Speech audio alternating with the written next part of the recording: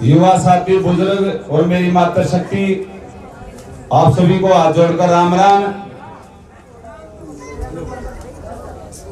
हम आपको स्पष्ट और सीधे शब्दों में जो कल हुआ उसके बारे में भी बताएंगे। पहले हम बात करेंगे जो हमारे गांव खुल करके। मेरी मातृशक्ति से निवेदन है, यदि आपकी बात ज्यादा महत्वपूर्ण हो हम आपको माइक दे देते हैं। हाथ जोड़ के निवेदन है आपसे। शुरुआत करीम मसूदपुर गांव ने जब किसी अच्छे काम की कोई गांव शुरुआत करता है, उसका अनुसरण और भी गांव करते हैं। उसके बाद एक लहर सी उठी, डाटा, माजरा, समैन, बड़ौदा, शिमला, दनौदा, करसिंदू, बड़ौदा, नरवाना में हमारे जो दुकानदार भाई हैं उन्होंने भीतर में सबका दर्द था पहला इधर, लेकिन न्योड़ा मिल गया किसान कांड का।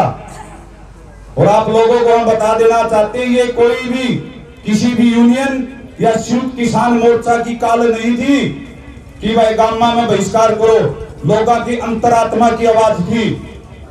हर एक गांव ने दिखा दिया प्रशासन का आगे कि जब हम चाहेंगे तब इस बीमारी में रोकने खातर आगे बढ़ सका। दादागिरी नहीं उठाएंगे किसी की भी।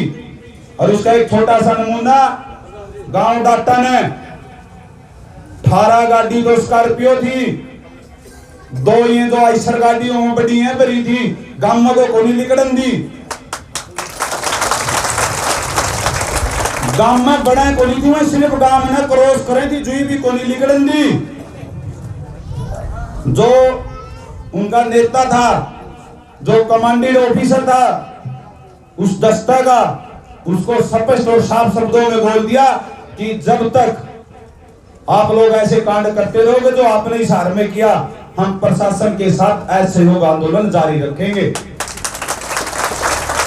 जब गांव अपने अंतरात्मा से इस प्रकार के कार्य करेंगे तभी आंदोलन अपने आप मजबूत होगा और हराने वाला कोई नहीं होगा। जो गांव बाकी हैं उनसे भी निवेदन है कि आप भी गांव के अंदर जाकर के अपने बुजुर्गों को, युवा साथियों को और मातृशक्ति को साथ में लेकर के ऐसे कड़े फैसले लो, तभी ये सोई हुई सरकार जागेगी। रही बात भाई आजाद पहलवान जी बता करके गए,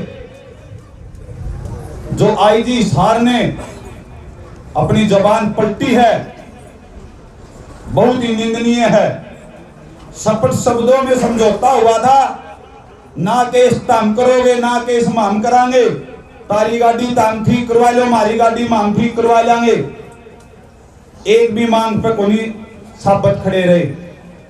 24 तारीख की काल रखी गई है हिसार कमिश्नर के घेराव की, लेकिन हम जो कोर कमेटी थी, जो हमारे आला नेता, उनसे निवेदन करेंगे यदि 24 तक इस बात का समाधान होता है ठीक है, वरना जब तक हमारे उन किसान साथियों के मुकदमे वापिस ना हो, कोई ऐसा कड़ा फैसला ले लो, हर स्थानीय थाने पर ताले लगवा दो, बिल्कुल असहयोग आंदोलन कर दो, रोड जाम कर दो।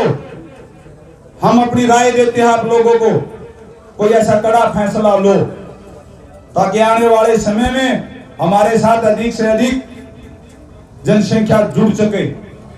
और जो कल मीटिंग हुई, भाई आजाद पहलवान ने थोड़ी सी शंका जाहिर की कि युवा है, जोश होता है कोई गलत काम ना हो जाए।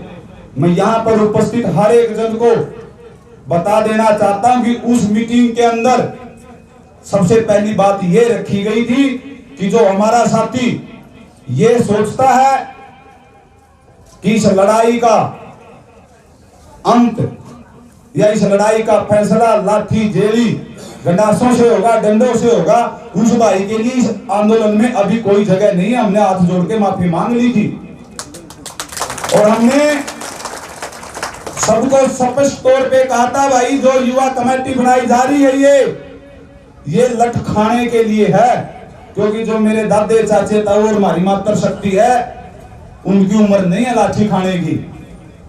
जो मैं अपन आदेश देवेंगे भाई लाठी खाओ, आपे लाठी खावांगे, जे आपने नु कहोगे लाठी मारो आपे लाठी मारांगे।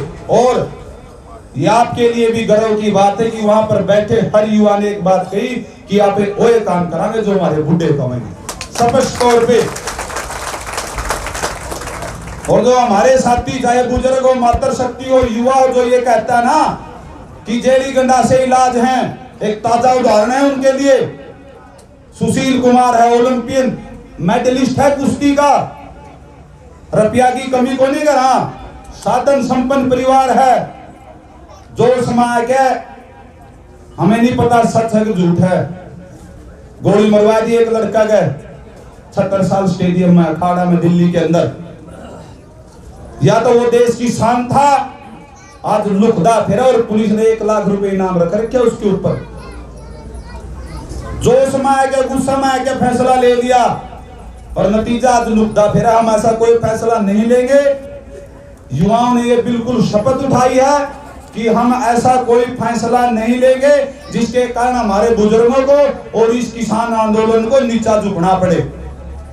हमारे कई साथियों ने आवाज उठाई कि भाई अगर हमारे लड़ते हुए कोई मुकदमा हो गया तो उनको भी और आप लोगों को भी हम स्पष्ट कहते हैं कि भाई अपनी खूनस खातर काटन खातर जे किसी का चक्कू को दिया, देखो उसका तो इलाज को नहीं।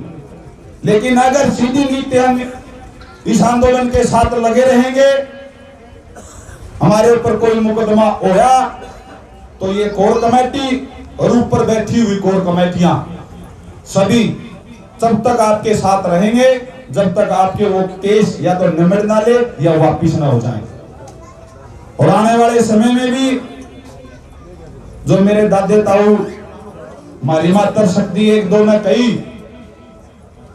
कि जो इशारे में बात हुई उसके कारण थोड़े से डर रहे हैं।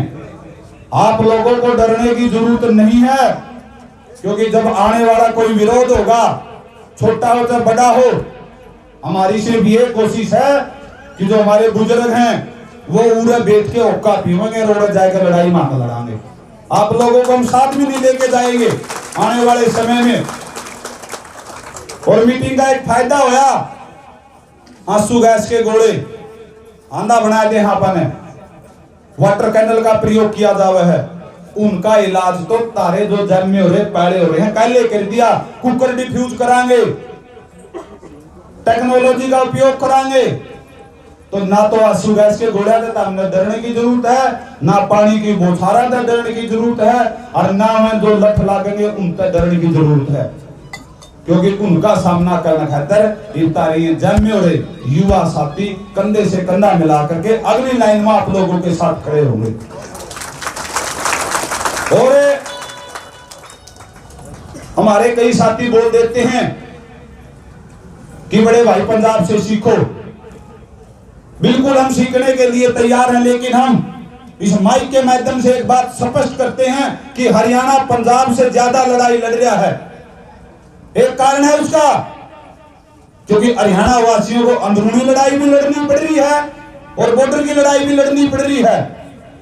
पंजाब के अंदर जो विपक्ष और सरकार है वो पहले ही इन कानूनों के खिलाफ है, यानी उनको अंदर लड़ाई नहीं लड़नी पड़ रही। लेकिन हरियाणा वासियों को बॉर्डर पर भी आदमी भेजने पड़ रहे हैं, और जो ये सुनने डांगा रांडे हैं, सरकारी डांगा रांडे सुनने, इनकी भी उखाड़ करनी पड़ रही है। क्योंकि जिस दिन से ये आंदोलन चला है, अगर विरोध हुआ है अंदरूनी तो वो हरियाणा के अंदर हुआ है, पंजाब के अंदर एक भी विरोध नहीं हुआ है, क्योंकि उन्हें बीजेपी का कुछ है को नहीं। और हरियाणा इस लड़ाई को लड़ता है और आगे भी लड़ता रहेगा, क्योंकि यदि अंदरूनी लड़ाई बंद होगी तो ऊपर व्याख्या का भी कोई फायदा नहीं है। आपने यह लड़ाई जारी रखनी है, उसका अपने आदमी कम जावा ऊपर। पंजाब भाई जान लाग रहा पूरी संख्या है, आपने भी एक आधे भेज दे रहो, लेकिन जो ये अंदरूनी लड़ाई आपने इसको और मजबूती के साथ लड़ना है। और जो हमारे गांव अब तक ये फैसला नहीं ले पाए हैं, जो हमारे कुछ गांव ने, चुनिंदा बहादुर गांव ने फैसला लिया है, वो भी जाकर के अपना ये फैसला ले ले। और आज शाम को गांव खटकड़ में हम ये फैसला लेने वाले हमारे बुजुर्गों की राय के साथ। वैसे भी बता दूं, गांव खटकड़ के अंदर कोई दुकान बंद नहीं है और ना ही हम होने देंगे, ना ही कोई प्रशासन आया है। फिर भी हम दोबारा से गांव को इकट्ठा करेंगे और जो हमारे उन बहादुर गांव ने फैसला लिया वो फैसला आज गांव खटकड़ भी लेगा। आप लोगों ने आपके इस भाई बेटे की बात सुनी, उसके लिए आप सभी का बहुत बहुत धन्यवाद।